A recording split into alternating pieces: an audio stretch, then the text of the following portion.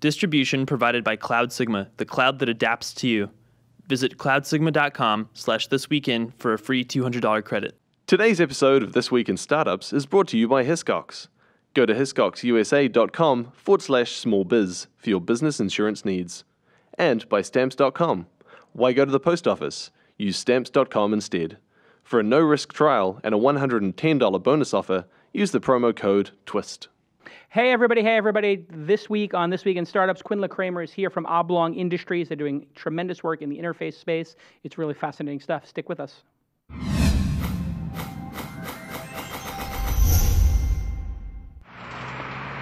That's what it's all about, man. They said money is the root of all evil. What? Funny how it feeds my people. We ain't gonna live like equals until we get the money, spend the money, and defeat you. Yeah. Money is the root of all evil. What? Funny how it feeds my people. Yeah. We ain't gonna live like equals until we get the money, spend the money, and defeat you. Hey everybody. Welcome to This Week in Startups, the program where we talk about startup companies, entrepreneurship, products that change the world, hopefully, or at least try. I'm your host, Jason Calacanis. I've been doing this for 289 episodes, and boy, am I tired. No, I'm not. I'm inspired. We have great founders and entrepreneurs in this program every week showing us where the world is headed. It's an honor and a privilege to host this program, and I couldn't do it without the support of great people like my friends at Hiscox. They provide small business insurance directly in real time at their website. So you just go to their website and they'll give you your insurance. If you don't have insurance, man, as a startup, that's like 101. You need to get that lined up early on, or else you can't be taken seriously by angel investors and venture capitalists, and you don't want to put yourself or your directors at risk. So go ahead and go to their website, and you'll get tailored coverage, and this means it's very specific to your needs. So if you've got a content business or a community business, they're going to tailor it right to you. And it's a very simple process. You just go and you can buy it online, and they will email you all your docs. It's a great value, starting at just $22.50 a month. And 96% of customers would recommend their service to a friend. That's a big deal. Go to Hiscox and get their great insurance. I use it. Everybody I know uses it. It's a really great service. A lot of the angel companies I'm involved with will use them for their small business insurance, and it's never too early to get this lined up and to understand it, and it's very affordable. So it'll let you sleep well at night. You need to have this kind of insurance. What if you get sued? You don't want to lose all that hard work. Maybe you got a half dozen people working on your project, and then some loon wants to sue you, or some disgruntled person. And you don't have to be wrong. You could be totally right, but your whole company could get just totally cut out at the knees, even if you're in the right, because you don't have the insurance and the legal fees to defend yourself. Make sure you get small business insurance, and make sure you use Hiscox. I give them my highest rating and recommendation, and thank you so much. Follow at Hiscox Comms, COMMS on Twitter, and thank them on your Twitter account. Today on the program, Kwindla, or Kwin, as he likes to go by, or as he goes by, Kramer, the founder of Oblong Industries. Welcome to the program. Thank you. It's nice to be here. I've been a big fan of your work since the last millennium, so I'm thrilled to be on the show. Last millennium. Wow. You're a Silicon Valley Reporter fan or something? Yeah, exactly. Wow, old school. It's interesting. I meet so many people who I guess were 10 years old when Silicon Valley Reporter was being read by old guys like us. I'm a little older than that, yeah. Yeah. No, if you're 25 years old in the industry, when I did that, I guess that was 95, 96, 97. Yeah. You would be 10 years old at the time. I don't even bring it up, but tell me about Oblong Industries. Why did you start it? Sure. Well, we started Oblong to put a new user interface on every computer screen in the world. Our thesis is that with the evolution of device form factors and screens and screen sizes, the way we use computers today, where we look at one screen at a time, is going to change, and we want to make that change happen. And we have some video of this, correct? Can we play a video of this? Let's see. Here we go.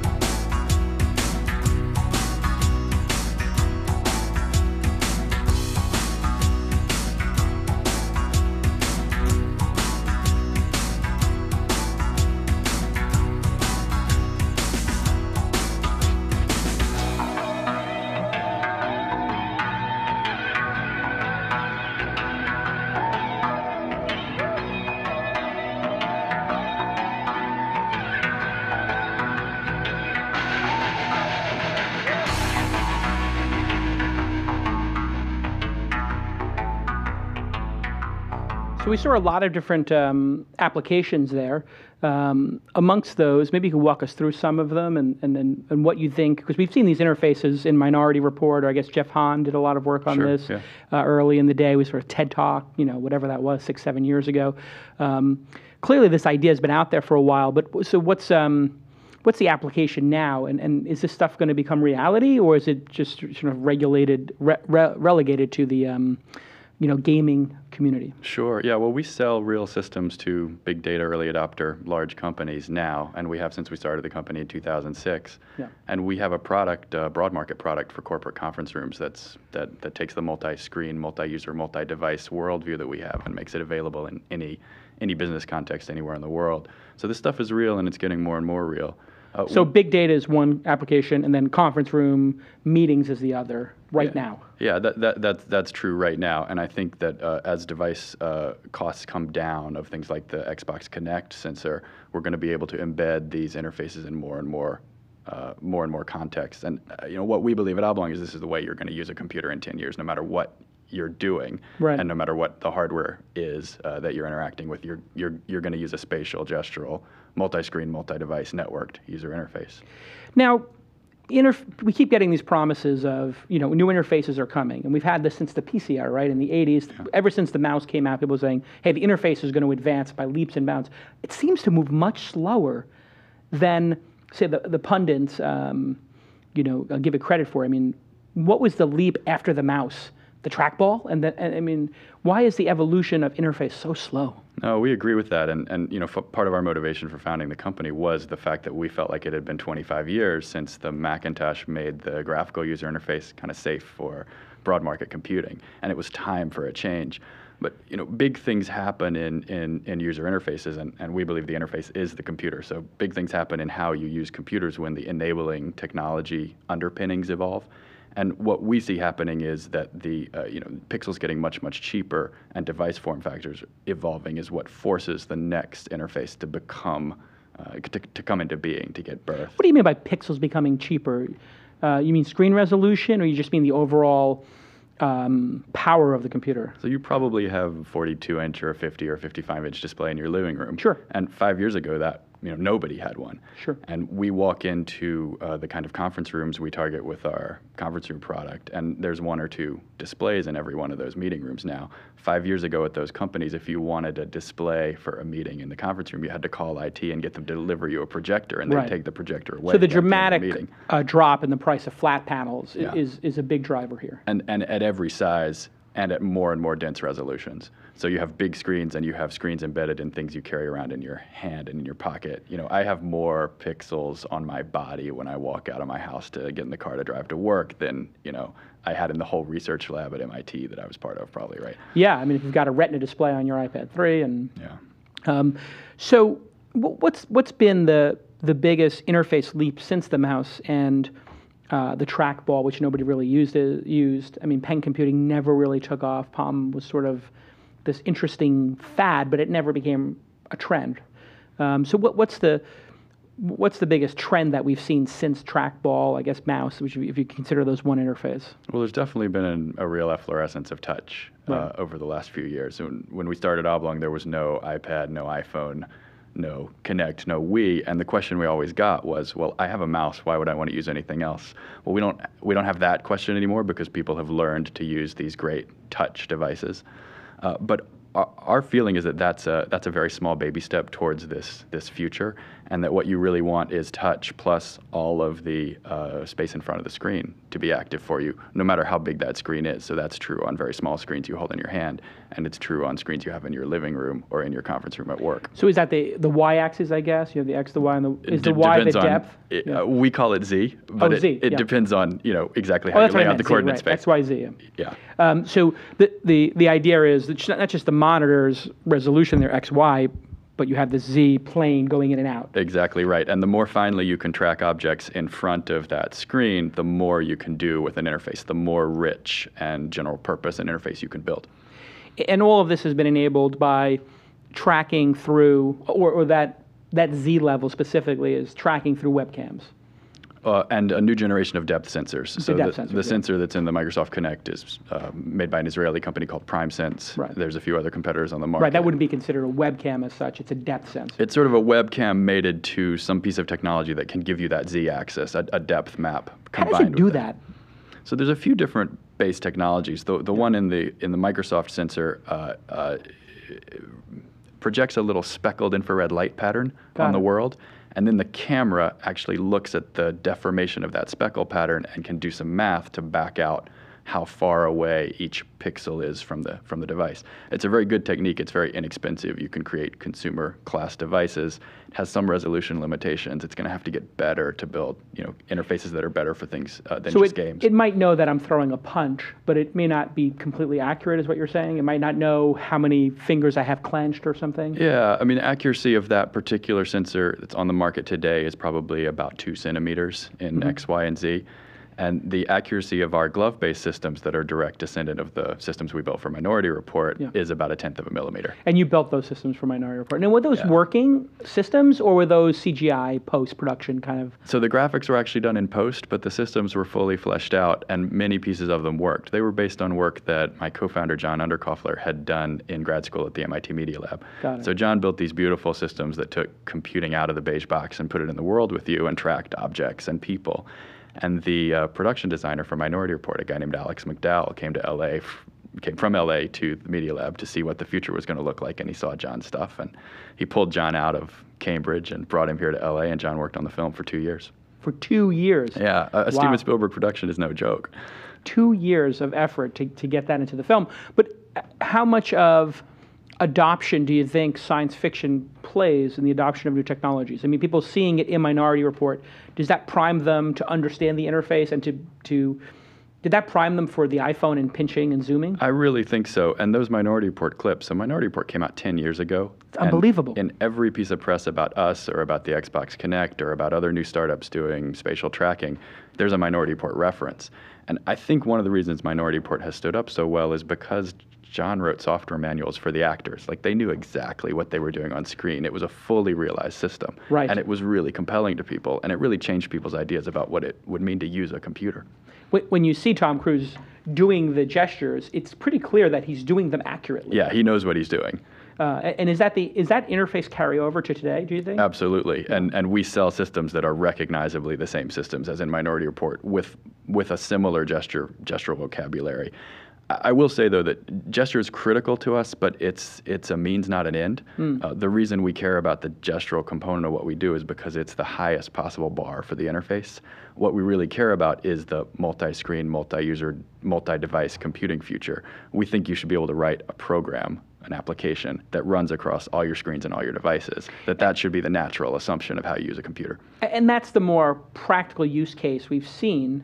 Consumers really enjoy having multiple screens going at the same time. You see it with kids watching TV and having their iPod touches. You see it with parents using their iPads in front of their desktop computers.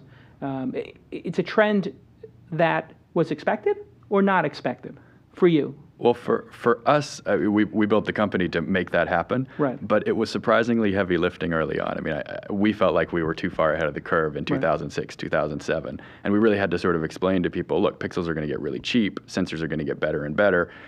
You're not going to be scrabbling a mouse across 5 screens, when you have 5 screens in front of you. But all those screens are going to be interesting to you, and they're going to be useful. And there are some things we can imagine really clearly we're going to do, and there are some things we can't yet imagine we're going to do with that infrastructure, but we've got to build it. It's the natural next step. And it really is an infrastructure issue. I mean, if you think this technology of multi-screen, sharing windows across computers, this could have existed a decade ago, and it did in your labs. That's right. But it's taken such a long time for Microsoft and Apple. I mean, Apple just came out with AirPlay, in the last year or so. And if you ask 100 people if they know what AirPlay is, 99 do not. And that's a tiny, tiny slice of that future that we know is coming. Well, the mouse was, Doug Engelbart did the mouse demo in what, 68, 69? Yeah. And it took... Late 60s, took a 15-year gestation period. Yeah, it completely did. And we often, inside Oblong, use that original Macintosh development project as a touchstone. I mean, there's great oral history about it. It's like a great A way example. to not be depressed. A way about to how long this understand- takes. well, I mean, it is depressing to a work way to in this set kind the of bar interface, high, right? isn't it? I mean, it's like you see all these people putting out games or websites, and they get to iterate constantly, and you guys have to suffer in decade-long cycles. We're a big full stack company, right? Yeah. The way I It's think gotta about be that, frustrating. that's the fun part, though, right? Right. Like building the thing that does put a dent in the universe. Right. And that original Macintosh changed how everybody thought about using a computer. There'd been mice before. There'd been high-end workstations that were graphical, but the Macintosh was engineered from the motherboard up to provide this new kind of computing experience. And when the Mac launched, not everybody got it. I mean, there's a San Francisco Chronicle review of the Mac that says, people really don't want to use computers that are like this. The mouse is a toy, and it's not even a very good toy. And it wasn't. Yeah, it wasn't very good at the start. It wasn't great, but I would say it was very good, but not great. Yeah. But very good sort of set the stage for 10 years of evolution until Windows 95, when everybody threw in the towel and said, this is the way we're going to use computers. When does an interface go from being more fascinating than the previous one to more effective? Yeah, no, that's a great question. And you've got to be that 10x more effective. Right, I mean, you think about keyboards.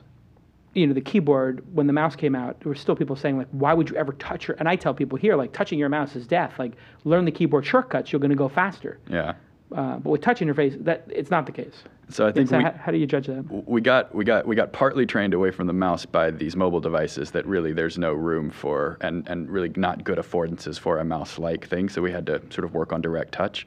And for us, we think the driver will be the fact that as soon as you have multiple screens in your life, especially screens that are just not practical for you to touch, the spatial interfaces are the natural next step. And we see that coming very clearly.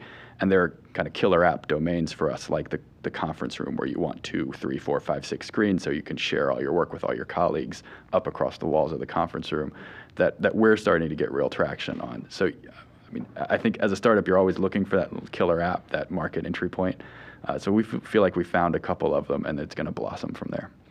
And when you see those huge walls of video, how soon before my little 40-person startup has a conference room where instead of a whiteboard, we have 4 flat panels or 6 or a 3x6 grid of flat panels or something, where we're all just throwing stuff into a common workspace? We should put that in for you tomorrow. I mean, we've got it. We're across town, and we can stick it in the back of our car. But how much does that cost? I mean, and when does it become realistic? I mean, that sounds like a $50,000 system. Yeah, so those systems are a few tens of thousands of dollars now as we sell them, but that's partly because we're just getting started and we don't have volume production and we don't have volume sales channels yet. But we're working really hard on that. I think we can cut those prices in half and in half again and in half again over the next 2 years. And then it starts to be ubiquitous. It starts to be what you assume you'll have access to when you walk into a meeting space. Now, do you have to be the people who create the hardware? You said you were a full stack company before. Can I just buy, 4 Samsungs and then add 2 when my company gets bigger and add 2 more and sort of have this organic monitor growth, but the same platform, the same workspace, so to speak? Yeah, absolutely. And we certainly don't have any ambitions to build the screens, at least not today, because flat panels are a commodity. The way we sell the Mezzanine product, which is the meeting space conference room product, is as an appliance, because it's the easiest way to deliver software to you in a form that's robust and easy for you to use. I mean, customer support has to be tremendous for products that are like conference room products. And a new thing, and something that where you're creating the market. So a really well-heeled appliance model, I think, is a good way to get to market with the kind of things we're doing. Our appliance, though, is a bunch of software loaded onto some hardware in a way that we can QA and QC it. So we do have, the value is in the software, and the value is in the software that runs not only on that appliance, but that extends out to run on your laptop and your phone and your mobile device. So it really is more and more software over time. But having hardware expertise, I think, is a big advantage for a startup. If you can think in hardware and software, you can... Things have changed for hardware, hasn't it? Yeah. I mean, how has it changed in the last decade, and why has it changed so much?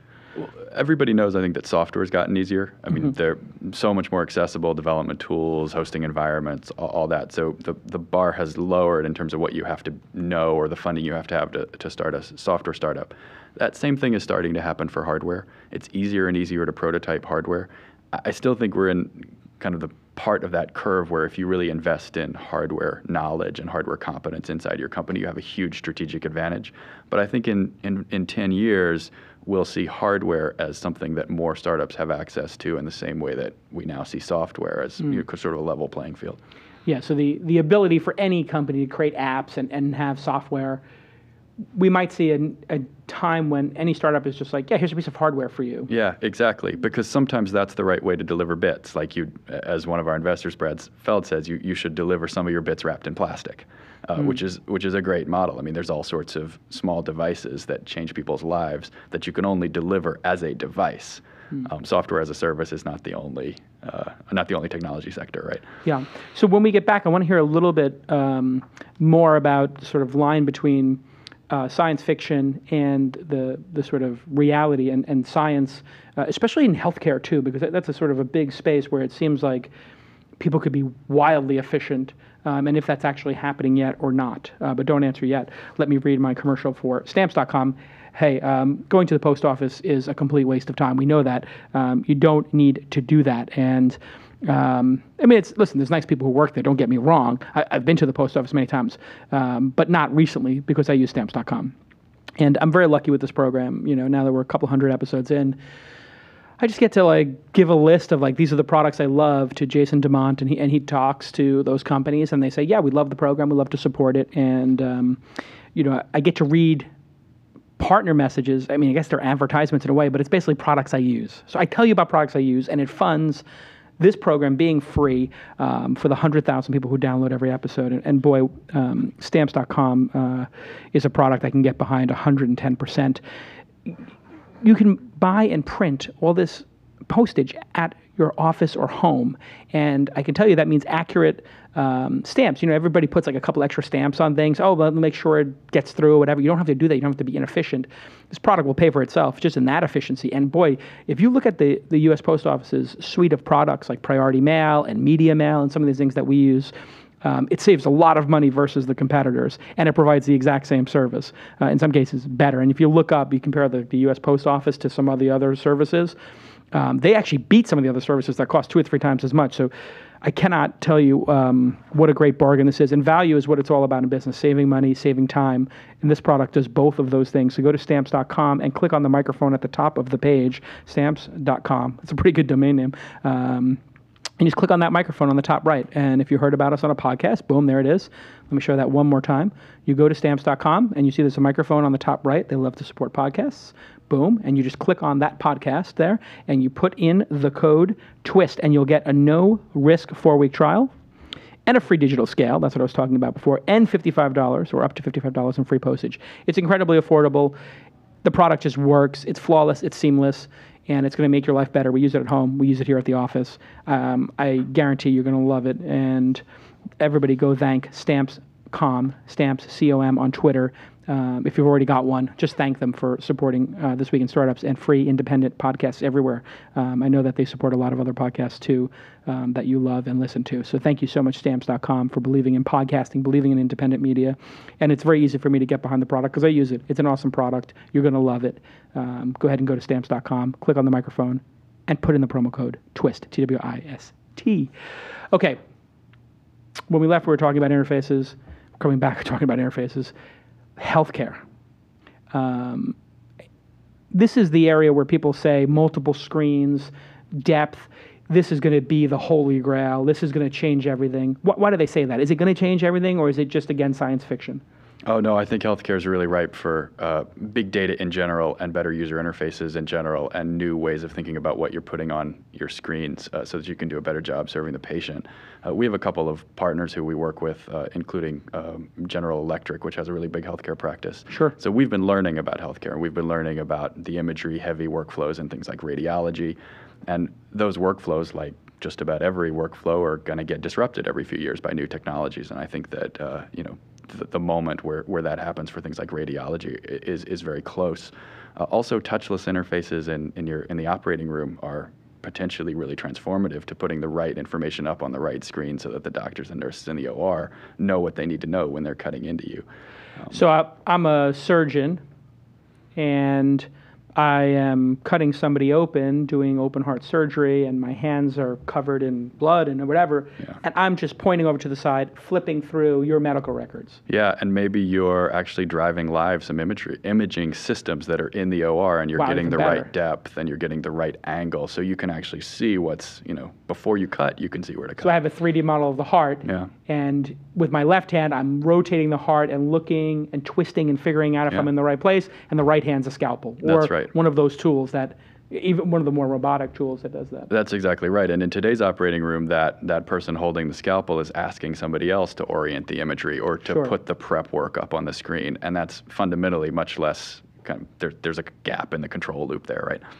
And what does this do? What's the important part about this? Is it that it makes the surgery more accurate, or that it makes it more efficient and brings more the cost of the surgery down because it's more efficient and gets that surgery to more people? What do you think is the key there? I think there's a pattern in new technologies where you often, to sell them initially, have to argue that the value proposition is efficiency. But what the value proposition really is over the medium term is transformation.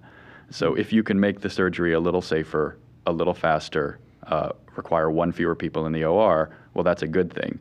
But if you can change how the surgeon visualizes what he or she is actually doing, that's a great thing. But you have to get there step by step in new markets. Well, why is it a great thing? Because it's cooler, or because they're going to make less mistakes, or they have a deeper understanding of your heart? I mean, that's what I'm sort of getting at. I think that the curmudgeons or the cynics will look at this and say, "Oh, it's a toy." Yeah. What's the argument? And do you actually hear that argument from doctors, old school doctors, saying, like, I don't need to rotate the heart in 3D. We do, and I'm a little out of my depth in healthcare. I have a lot of conversations about it. We don't actually ship product about it, so I always want to note my ignorance. But in the radiology stuff, for example, all the workflows are 2D now, and medical students are starting to visualize 3D radiology. The equipment is more expensive. The knowledge is not evenly distributed across the profession. So there's certainly some pushback on whether you would need 3D. It's hard for me to imagine that we're going to look back in 20 years and think anything other than the transition from 2D to 3D changed how accurate and how fast and how efficient radiology could be. Paradigms don't die, people do. Yeah. What's moved faster in this space, in the interface space, than you thought it would?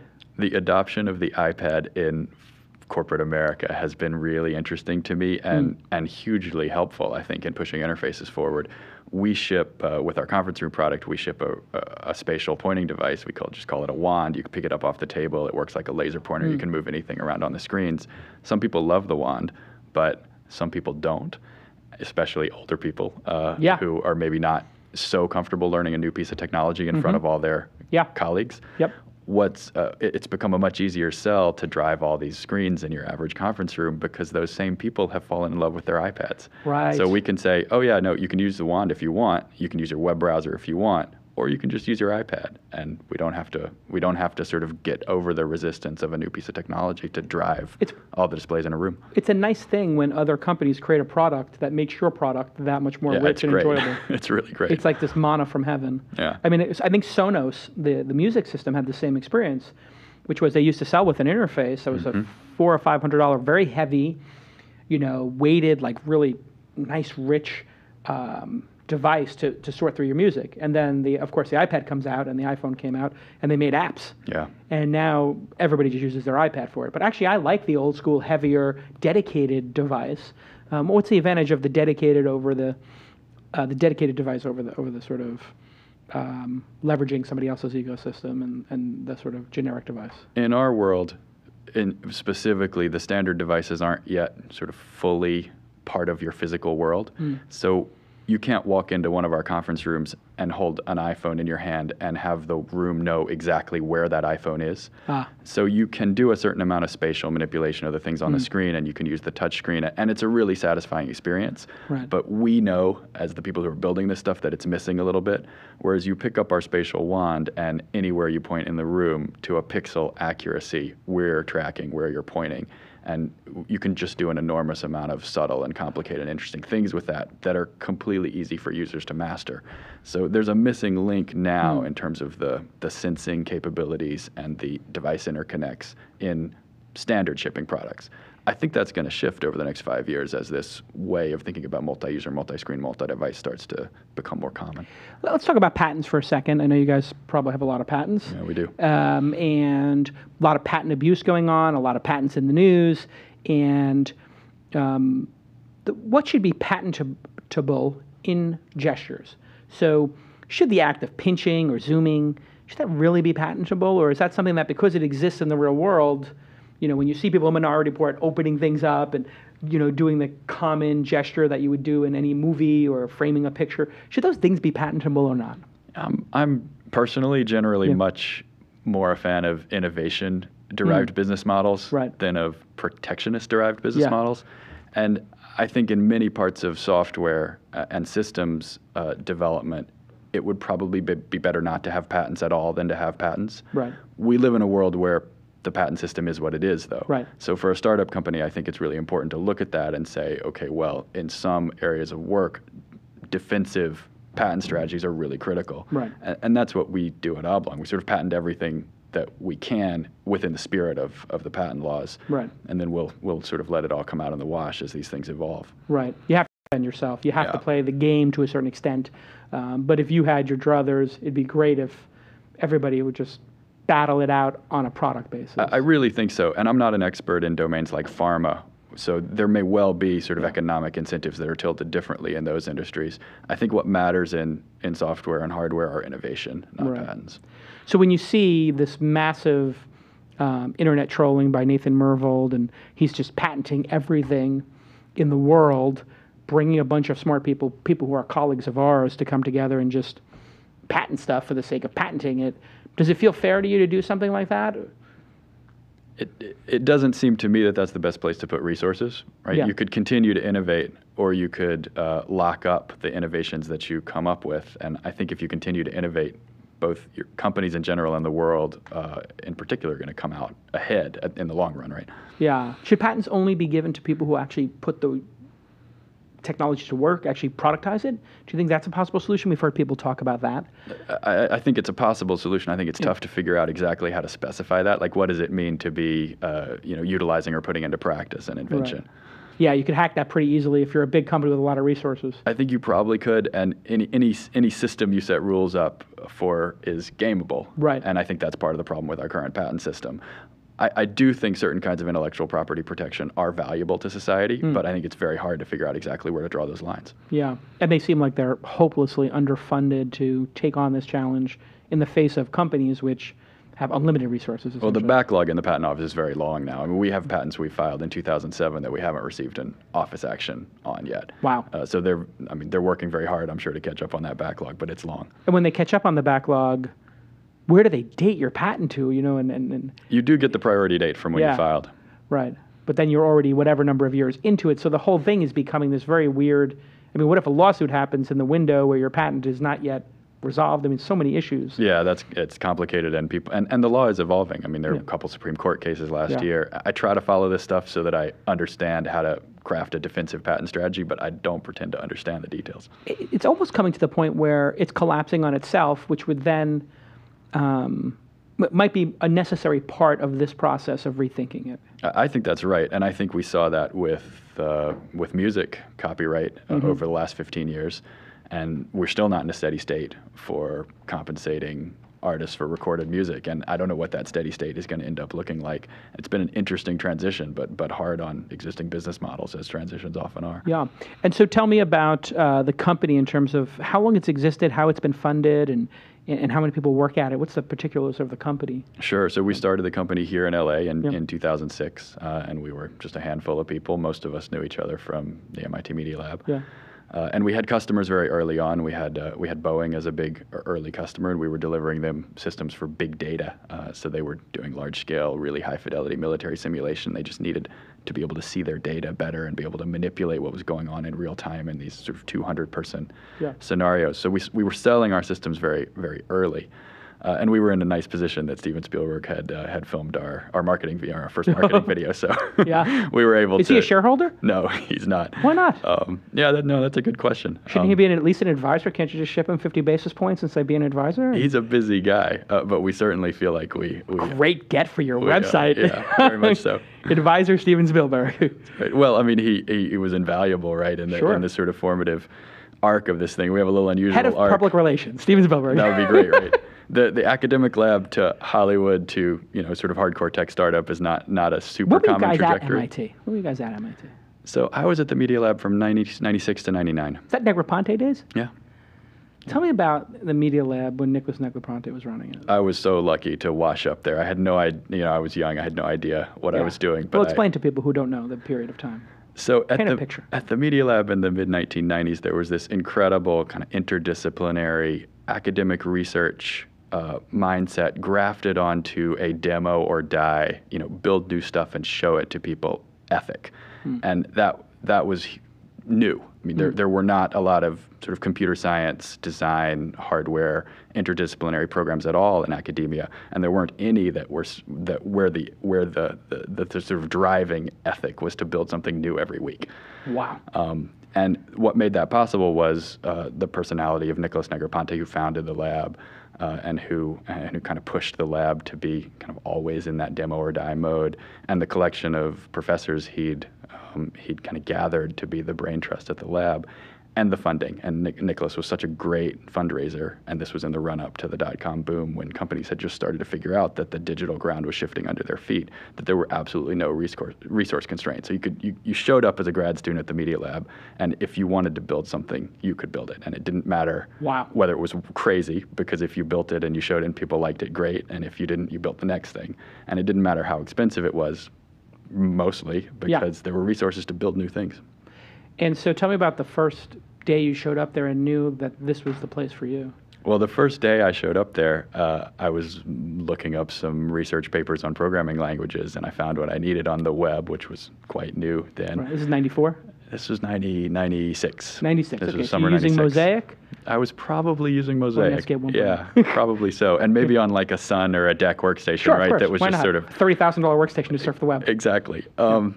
And I had come from, a non-computer science background, a sort of liberal arts background. So this was all completely new to me. I remember walking out of my office and down the hall to my colleague's office and saying, I've got some stuff I want to print. Who do I ask if I can print this stuff out? Yeah. And she looked at me like I was crazy. Like, who do you ask if you can print something? Just print.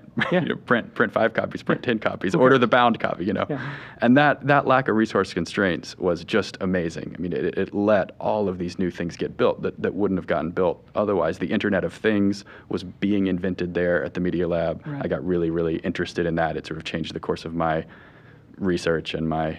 What does it mean, the Internet of Things, for the folks who... That no matter how small a little bit of computation is, like the chip in your alarm clock, it should have an IP address, it should be able to talk on the network, and you should be able to do something interesting with it. Right. And that was brand new. That's an incredible concept. Incredible, and it's changed the world out from under us. I mean, all of the electronics that we all have all around us are increasingly kind of network accessible, and you can do things with them, and you can do things with them collectively, which is huge. So how big is the company now? You have 5 or 6 years you've been around. You've done 2 rounds of funding. Yeah, so we did a Series A in 2007 with really great investors who've been super terrific partners for us. The Foundry Group guys, Brad Feld and Jason Mendelson, Seth Levine, Ryan McIntyre. In Colorado. They're based in Colorado. Yeah, they invest everywhere. They're on planes all the time, but they invest. They're based in Colorado, and they've built a great entrepreneurial ecosystem in Boulder. Was Brad the first money in, or? Yeah. Those guys were the first money in. They did the whole Series A, and then they led our Series B, and they brought in. How hard was it to raise money for this idea in the Series A? So we had a lot of interest, but it was hard to convince people that there was a business here, which is understandable. I mean, I think that makes a lot of sense. You come in with interface, they're like, really? Yeah, and how are you, how fast are you going to be able to put this stuff onto, a scalable collection of things that people pay money for? Brad got it right away, and we were incredibly impressed with Brad, both in his belief in the kind of 10-year vision of the company, changing how everybody in the world uses computers, and in his kind of mark-to-market focus on build some stuff that people will pay for, every quarter. So we So love the mission we love there those was guys. change the way everybody uses a computer. Is that your? Yeah, absolutely. And That's the mission. In fact, statement. What a mission statement. change what it even means for when people think about what it means to use a computer. Change that. Got it. And so he gets the long-term vision. Absolutely. Yeah. And you probably spoke to, I'm going to guess, 25 VCs in the A round, Probably. and no other term sheets. I'm going to guess. No, we had a lot of other interest. We actually waited for the Foundry guys to really? finish raising their first fund. We liked them so much. Oh, wow. We were looking for fit. We were looking for people who really understood the long-term vision and we thought would be additive to growing the company. And a 10-year vision, for a VC with a 6-7 year window, it's going to be a little more scary. This is one of the longer-term investments and bets they're going to make. But he thought, correct me if I'm wrong, there were waypoints along the way to this 10, 20-year vision? That's right, and we were trying very hard to demonstrate that we thought there were waypoints along the way too, and we had customers, so we were able to be a little bit patient about fundraising because Boeing was paying us for delivery of sort of high-end hardware plus software licenses plus engineering hours and services, and we were expanding that kind of high-touch, low volume but high-touch, high-end customer base. You were doing your R&D on the client's nickel in a way. I mean, that's the great thing about having a client-based business like that, isn't it? Yeah, and it was great. We knew that wasn't a scalable business model, and some months the client's nickel didn't pay for all of our R&D. We were bootstrapping, but it was a huge advantage to be able to be paid to build the stuff we thought was going to change the world. Yeah, and it's a great deal for them too. And it's a great deal deal for for them. They get exclusive access to the most brilliant people in this emerging field. And I think we really did provide huge amounts of value to Boeing and then to Saudi Aramco. We built the largest oil reservoir simulator front end in the world in Dhahran for Saudi Aramco. Sort of joined. So what is that? So like these princes can walk into like a holodeck and see how much money they're going to make eventually? Does it like model are there Ferraris floating in the oil, and as the oil goes down, the number of Ferraris goes up or something? How does that work? They do some demos for stakeholders in Saudi Arabia that aren't necessarily engineers, but it's a room for engineers. It's a room for computer scientists and drilling engineers and chemical engineers and all the folks who have to figure out what's going on in an oil field. Come into that room together, and the room is just plastered with screens, and some of the screens are mobile. They can roll them around on wheels, and they've got mobile devices in their hands, and they can actually really see the huge volumes of data that they've got about an oil reservoir. And the really interesting thing to us learning about that part of the world is the difference between managing an oil reservoir really well is 5 years of sustainable production versus 50 years of sustainable production. So bad management is 5 years, good management is 50 years. So there's a huge economic value proposition in getting it right.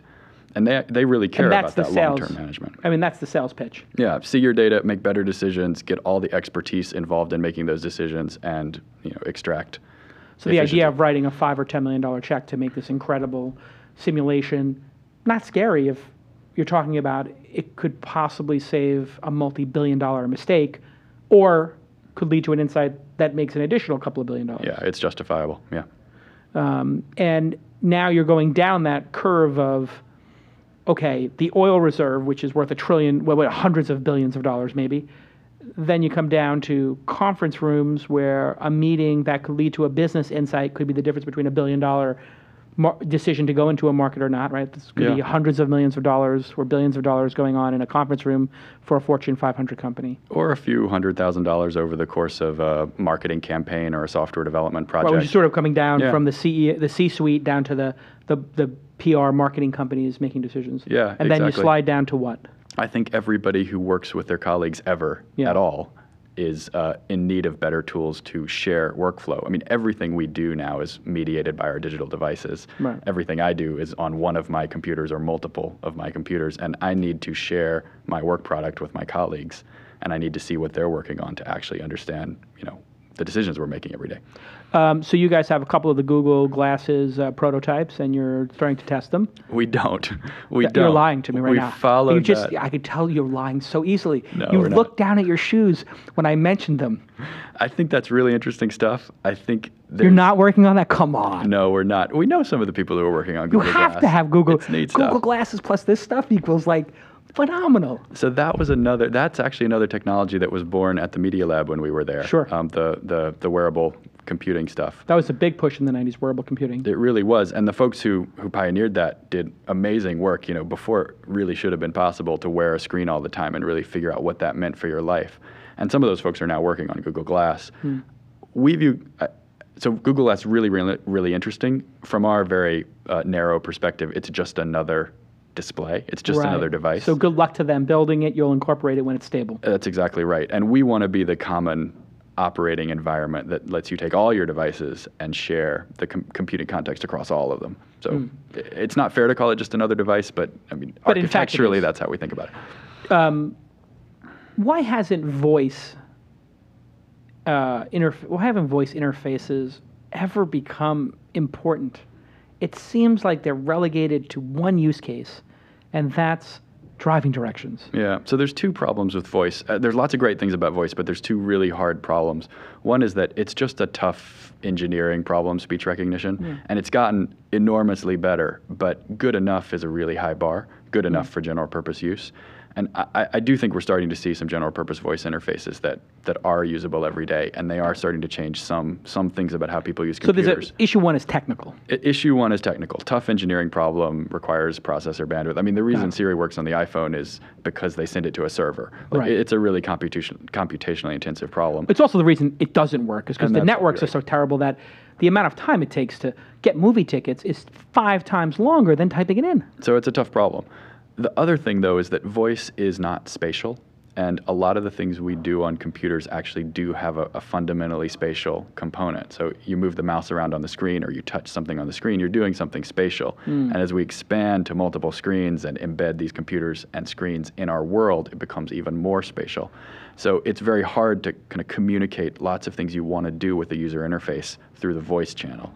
We think of voice as complementary to what we do, and some of our customers use voice alongside the spatial stuff, and we make that really easy with the APIs and how the platform is built. But voice is not really what we do, and we're It just doesn't work. Every year or two I try. From 95 on, from the 90s on, I got Dragon Dictate when it was $1,000. Yeah, me too. And this last year, maybe 3-4 months ago, I got the 99 Dragon Dictate, and it's phenomenal when you're dictating. It has come so far. I could just read. It really has. I could read literally a book and probably have 1 or 2 errors per page with my Brooklyn accent. However, you nailed it. There's so many windows and things going on that to use something like Gmail is impossible. Yeah. To switch from browser tab windows, impossible. It's impossible to use any kind of multi-window or multitasking, to use an old school word, any multitasking environment, it just seems to break down in. And any kind of complex information space, and I mean that in the broadest possible sense, right? And our computers can do so much that sort of simplifying to the voice channel is probably not the right thing for most uses. It is great when you're driving. It is great for dictating. The progress for like telephone support, voice recognition systems is actually really impressive, even though sometimes they're really irritating. So voice is going to keep getting better. Oh, you mean when you call up American Airlines and it says, "How can we help you?" and you say, "I need to reschedule or rebook," and it gets it right, and that's pretty cool. And that stuff is going to continue to get better and better, and we're going to continue to use voice, I think, where it's appropriate in interfaces. But I don't think that voice is the building block for the general purpose user interface. What about eye tracking? This is people have thought about eye tracking plus audio. So I look at my browser window and it knows I'm addressing that one. Does that actually work yet? Not really. Why not? Because they said that was going to work. That was another one they promised would work. I think the semantics of what we're looking at are a lot more complicated than we think. Like, we don't always actually know really what we're looking at, what we're paying attention to. So to some extent, if eye tracking worked perfectly, and it's okay from a technical perspective now, you would actually have to relearn how to use your interface. And as you were saying earlier in the conversation, it would have to be 10 times better for most people to want to relearn that. Got it. I do think there are some places around the edges where you could use eye tracking that would be interesting.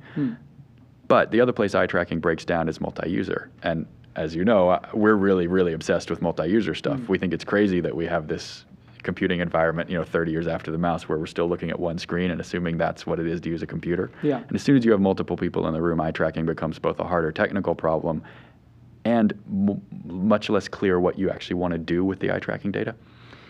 Is there going to be a product eventually, or is there a product in market where, let's say I have a team of 4 or 5 people, we could all, if we're sitting in the same room, just have a monitor between us that is our shared monitor that we can drag and drop stuff to and interact in. I mean, obviously you can use GoToMeeting or you can use other Google Docs, but it doesn't feel like a permanent physical space. I mean, is that a product you guys would eventually have, or do you have? That is effectively our mezzanine product roadmap. I mean, Yeah. we focused on going to market with big screens for a meeting room because you get so much bang for your buck from 55-inch commodity Yeah. LCDs these days that putting 3 of them in a meeting room transforms how you think about the work you can do in that room. But that experience of having that shared workspace on those big screens needs to scale down. So you can use one screen in that room, or you can use a little screen on the desk, or you can create a virtual screen across your 3 laptops that you're all sitting in front of and sort of snug up together and look at together. How much of that personal space affects that? Because like I know when I'm on my laptop, I don't want anybody screwing with that. Like that's my laptop. I don't want anybody else's mouse flying across that. Yeah. Is that going to change, or is that just so? Is this idea that we put our 3 laptops together and we're all working together? Is that going to work, or are people too proprietary about their desktops? I think our assumptions change as the devices get more capable. I mean, it was incredibly rude 5 years ago to take out your cell phone during dinner and like check your messages. Yeah. But now people, I know, Yeah. and even me sometimes, even though I don't think it's necessarily super polite, spend all of dinner like texting. And so these things really do evolve. And I think, as you have tablets and, more and more of these devices around you all the time, I think some of those assumptions are going to evolve. How they'll evolve exactly, I don't think we know, but that's Yeah. sort of exciting. What are some of the cool features that people use in the conference room in the mezzanine system? I'm curious, like, because you make a bunch of technology, and as William Gibson said, the street finds its own use, and That's right. that was one of our favorite quotes from the Media Lab, I think, back in the day. Yeah, I didn't go, but absolutely. I've been there a couple times. So, what did how is the street, as it were, using mezzanine? So there's a few things people have done in the rooms which have really surprised us, which makes us really happy. Because if you've built technology where people use it in ways you didn't expect, then you've done something right. Right. So we have a snapshotting feature in Mezzanine where you can like really easily with the wand or with a web browser sort of snapshot what's on the screen. Sure. And people have started building kind of their knowledge about what's going on in a meeting, their kind of annotated meeting notes just by snapshotting things and then kind of assembling. And we sort of had that use case in mind, but not really. Like we didn't really understand how people would use that. Yeah, it's almost like the notes from the meeting. It is. It's like a sort of collage people make, but organized and easy to follow. And so we've pushed the product more to support that kind of use case. And one of our folks who works on Mezzanine actually cut up a really gorgeous panorama of mountains in the Alps, I think, and assembled that panorama into just using the API, using the Mezzanine API, uploaded the pieces of that panorama in such a way that it's just an immersive experience. You open up that Mezzanine meeting and you're inside that panorama. Neat. And we didn't design the product for that. We didn't design the UI for that. We designed it basically to be very friendly to people who In the thought background, yeah. PowerPoint was sort of like, we need to be friendly to PowerPoint expectations.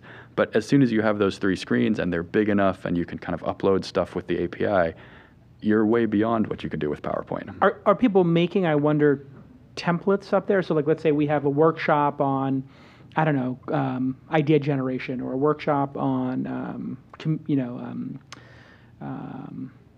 culture building. Could I build like an experience to go across those 3 or 4 screens? Like it's a background, but what if it's a background you could fill questions in or draw things in, and it's like, hey, let's do our culture exercise today. You could almost subscribe to different exercises or different, almost like, these business workbooks. We do think about what we're doing as creating that new kind of workspace. And we've got APIs so you can build on top of it.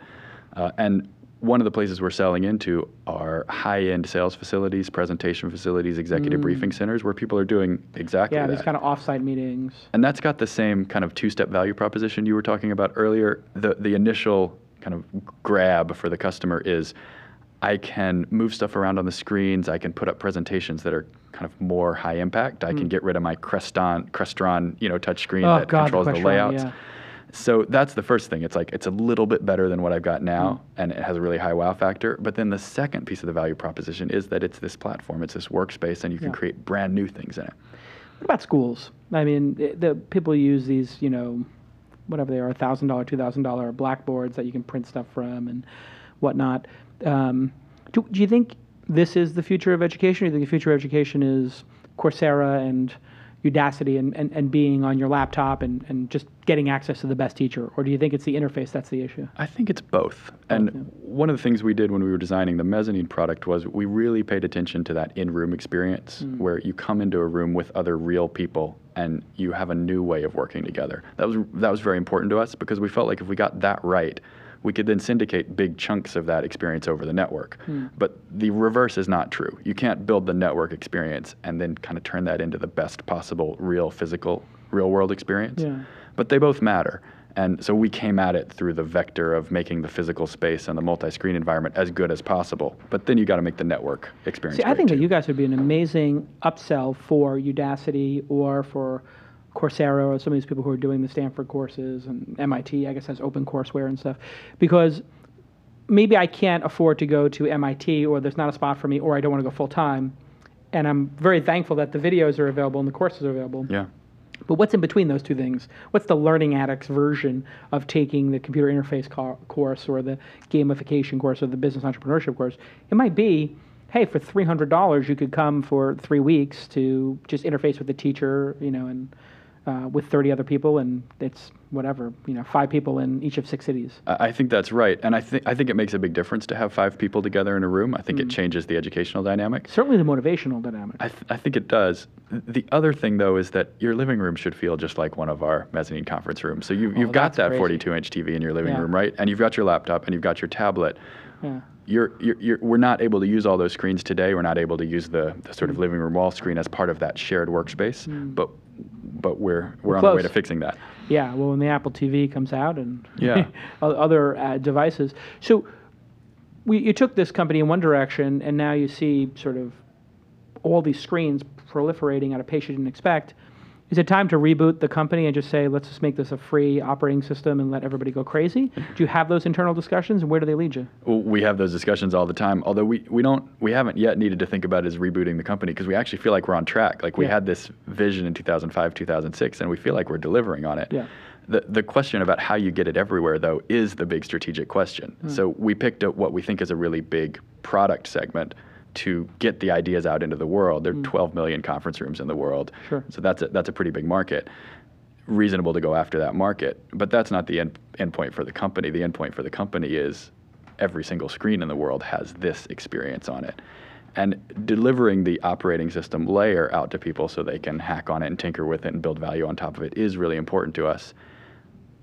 We passed 75 people a while ago. We're continuing to grow. We still don't have enough people to do everything we'd like to do, though. So one of our unfulfilled goals is to get the core platform out, free for non-commercial use, fully supported and documented and evangelized, so that people can build stuff that we don't even imagine.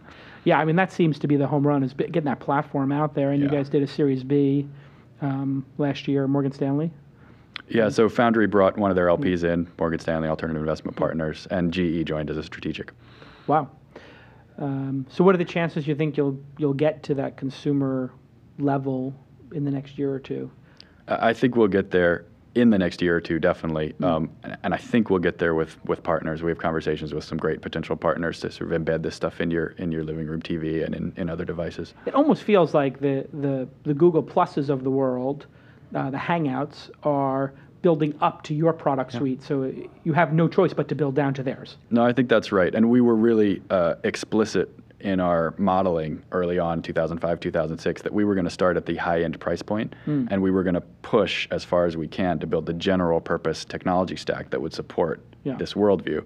And we were going to help prices come down. We were going to wait for prices to come down. We were going to benefit from Moore's Law. And we knew that other people would build up the other way from the gaming platform price point. Yeah. At some point, those curves will cross, and our goal is to have built the best possible thing when those curves cross. Yeah, you'll be bringing the Ferrari technology to the Prius price. Yeah, exactly. Or the bicycle price, really. Like, it has to get there, right? Yeah, and with 7-inch tablets, $149 tablets, this is coming faster than anybody else thought. It is, and so the bill of materials on a not quite accurate enough depth sensor now is probably $40. You can't build that into a tablet, but 3 years from now, 4 years from now, the bill of materials on a more accurate version of that sensor will be $4, and you probably can build it into the tablet.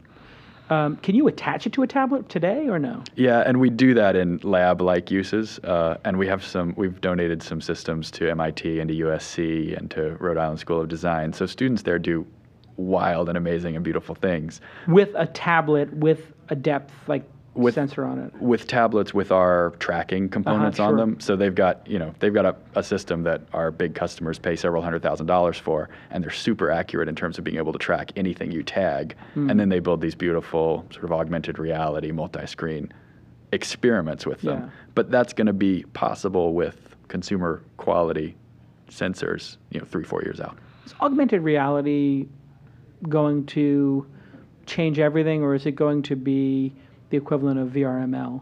Like an interesting hack, but I think it's going to be a lot more compelling than VRML in terms of the impact it has on how we use computers every day. I don't think of augmented reality as changing everything because I think it's just one component of building those future interfaces. yeah.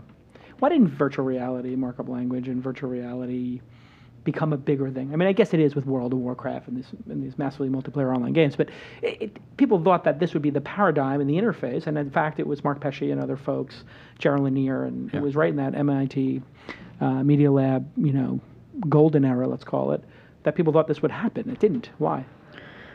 So I think it's, what my hobby horses are. I think it's because virtual reality is really, really tough to make multi-user. And we are social animals, and we work together, we play together, we communicate together. And the multi-user components are actually more important than the immersive components. Right. Having said that, VR is going to be a piece of the building blocks of our future, and it's going to get better and better. But I don't want to sit on my living room couch and wear VR glasses to watch a movie. Right. If I'm watching a movie and I'm by myself in my living room, I'm usually washing the dishes or whatever. Right. And if I'm with somebody else in my living room, I really don't want to be wearing immersive glasses. So that's not to say there aren't VR use cases. There definitely are. But I don't think that's the default use case for digital device and content consumption. Is transportation a market for you guys, I wonder? And, have people said, like, oh, pilots should have this to see in 3D space what they're doing, and cars should have this, and... Well, Boeing definitely says that about pilots, as you can imagine, both on the defense and the commercial aircraft side. Aerospace is appropriately conservative about new user interfaces, but there will be increasingly good heads-up displays that are driven by sort of spatial interfaces as the technology progresses. I mean, it's certainly to design the plane, they're using this kind of technology. Yeah. But to fly the plane? I think it'll happen. Yeah. I don't think it'll happen for 15 or 20 years because those interfaces should evolve slowly, but I think it'll happen. In cars, our goal is actually not to get in the heads-up display because I think that's interesting, but not as interesting as just being in the dashboard. Like I have a screen in the dashboard of my relatively low-end car now, and I have to touch it, and touchscreen doesn't work that well. I would much rather use the stuff I have in my lab to drive that screen. Yeah, it does. And having driven the Tesla Model S, which has like basically 2 iPad 7s in it, or whatever it is, 2 iPads, I guess. Yeah. For now 3 weeks and 1,000 miles on it. I'm worried a little bit about the interface, that it's so compelling to be on that big screen that it's going to lead to somebody flipping their car. I mean, the touchscreen in cars is phenomenal in terms of the interface can change, but again, is that an interface you want changing? Yeah, I'm not sure it is. I do think part of the answer is if it's not a touchscreen, because a touchscreen is fundamentally sort of biomechanically restrictive.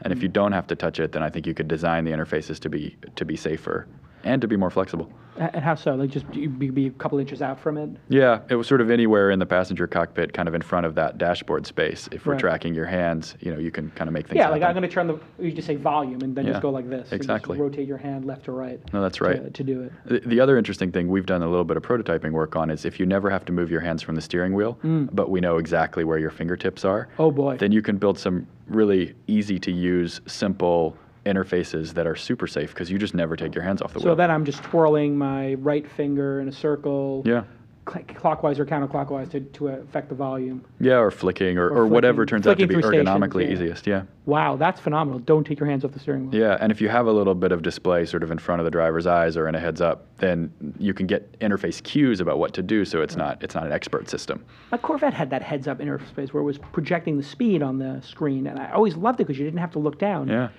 Why are there not more examples of that? Are people scared of that? They think that that's going to be more dangerous, you think? Or what do you think? I think the technology for the sort of holographic imaging element that reflects properly is evolving. But I think as those display elements get cheaper, they will get pretty common. I got to show this to people because it's amazing. This was like a really, was it a hologram of speed? Let's see. I'm getting all Corvette holograms now. I'm trying to get the speed display. There it is. Boom. So on this Corvette that I had 5 years ago, it would literally project. See there, the 55 miles per hour, and it would have your RPMs. And that's exactly how it looked. I mean, that was Minority Report right there. And, Yeah. and it doesn't exist anymore. It would be so much better if these people were reading their text messages on their dashboard. But I Not guess that you want to encourage that. You know what? I guess that's the issue is people are reading their text while they're driving. Yeah. And so if you put it in a heads-up display like that, you're encouraging more text. You're approving it. But in fact, that would be safer, wouldn't it? Well, I think you I could would definitely put all the systems in the car into that interface. Whether you allow general data to flow through that interface, maybe not. But controlling Web your browser, see-through web browser, Yeah, transparent exactly. web browser. That's right. All right, but crazy. Hey, listen, continued success with the company, and I'm assuming this is a big, juicy task for designers and engineers. Yeah. And so probably a pretty phenomenal place to go work. We try hard to be a great place to work. It's really important to us. And you're in Santa Monica. We're downtown. We're downtown LA. Downtown LA. Yeah. So, but you're in Los Angeles, Southern California. It's a We great are. place. So, We absolutely are. I'm guessing you recruit pretty great people for this company. We do. We pay a lot of attention to recruiting and to hiring, and we've built a really great engineering team, and this year we're building out a really great commercial team. Oh, really? Yeah. Hey, listen, so if you were looking for a gig, big visionary idea with a successful product in market and in Southern California, great place to be. I'm guessing your first name at Oblong would work since it works for every other CEO on the planet. That's right. And has for all time. Thanks so much, Hiscox, for supporting the program and for providing startup companies with just great, affordable insurance. It's a real big win for everybody. And thanks to Stamps.com for keeping me out of the post office lines. Boy, that's a waste of time to go to that post office when you could just do it from home on your scale correctly. And Kwindla. Are you at Kwindla on Twitter? I am. What is the origin of your name, may I ask? It's Kwin. It's K-Wind L-A. Yeah, it's a Zulu word. It means autumn. How did you wind up getting that name? My parents are journalists, and they've done Africa work since before I was born. Oh, really? Yeah. And wait, what does it mean? It means autumn, the fall season. Wow. Yeah. That's an awesome name. Thank you. I appreciate that. And It's when- easy to and get when the people- handle when on you Twitter. show up and you're a white guy, people go, Sometimes Oh. it's a surprise, yeah. it's a little bit of a surprise. Sometimes, yeah. It's like my daughter now. She's Korean. She's half Korean, so she looks 100% Korean, but she's got this Greek name, Kalakanis. So Yeah. people are like, oh, where's the Greek girl? And That's right. No. She's Korean. That's our melting pot, though, right? Oh, it's amazing. Yeah, it's the world. And what's up with Africa? You spend a lot of time on Africa and technology there. Sometime growing up, and then I actually dropped out of the Media Lab to help my parents get a media company started called allafrica.com, and Yeah. we were one of the largest distributors of news and information about and from Africa on the web.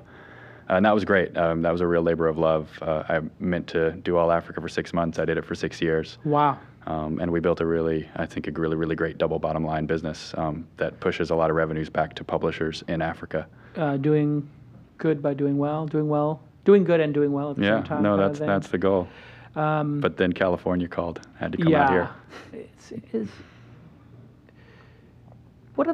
What's the main issue in Africa today? Do you think is it geopolitical? Is it technology? I mean, a lot of technologists. I have a lot of friends who are technologists who are obviously sympathetic to the issues in Africa, and then you have Bill Gates obviously going after malaria. Doing great work. And doing just tremendous work. And is it a technology?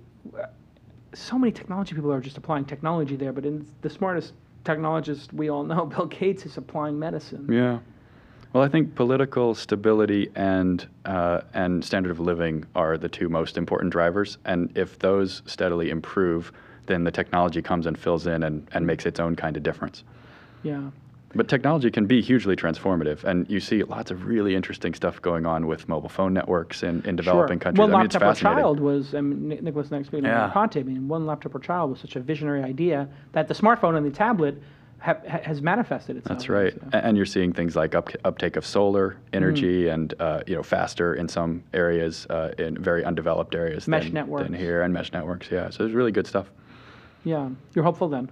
I am fundamentally hopeful, yeah. Yeah. About everything or just Africa? About Africa. Not always about everything. What do you think? The planet going in the right direction, or do you worry? Like, if the planet goes away, what do you think it's going to be? Is it going to be us, or is it going to be an asteroid? What's the number one thing that's going to take this planet and human species? You know, I think it's something close to an obligation to try to be fundamentally hopeful. Right. So I think we just need to keep building the best world we can possibly build so that we can live in it. But if the human race is taken out, what do you think it will be? Will it be our own making, or will it be some external force? What would be the Well, we do seem like our own worst enemy, don't we? Yeah, we seem to be the species ending. So what would it be? What do you think? We You do. ever think about that? Well, I think we're doing a good job heating the planet up, so we'll see what happens with that. Right. I really admire people who are working on clean tech because I think it's really important. It seems like we could have that all solved right now, doesn't it? If we just had some will. It does. Well, like food security as well. I mean, there's big problems in the world that if we just thought about things a little differently, we could make big progress on. In Germany, half their electricity came one day from renewables. Yeah, and I think that's really interesting. I mean, you look at how we invest in utility industry stuff in this country, and we don't leave a lot of room for things like solar and wind. Just economically, we don't leave a lot of room for it. Why are we not energy independent at this point? I mean, Yeah, it's a all good this question. Money on defense and wars. We could easily be energy independent right now.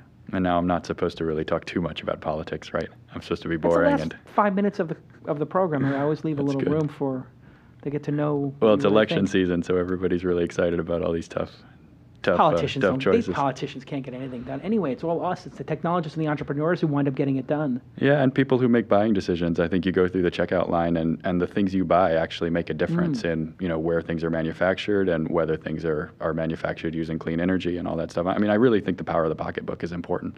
It is pretty fascinating. In Europe, they have so much better food and no hormones in their food because they just demanded it. Yeah. And they demanded it here. I mean, they basically got Walmart to carry organic yogurt. And, Yeah. Walmart was like, wait, these customers want no hormones in their milk? They're the customers. Give them what they want. That's right. They're just waiting for the customers to wake up and demand it. Yeah, we do have the power to organize around that kind of stuff, and I think sometimes we forget, but we really do. Look at McDonald's. They had to put the calorie counter on the menu, and they did it voluntarily. Yeah, I mean, it took Super Size Me and a bunch of embarrassment to get them there. But little by little, right? yeah. Hey, listen, I love what you're working on, and continued success. And if you're, as I say, a lot of up-and-coming students, I know a lot of students listen to the program. This is, I don't like to advocate which startup you should go to, but this is like a really interesting, juicy problem. If you were getting your master's or PhD or whatever, I would consider going to Oblong. Pretty cool company, oblong.com. We'll see you all next time on This Week in Startups.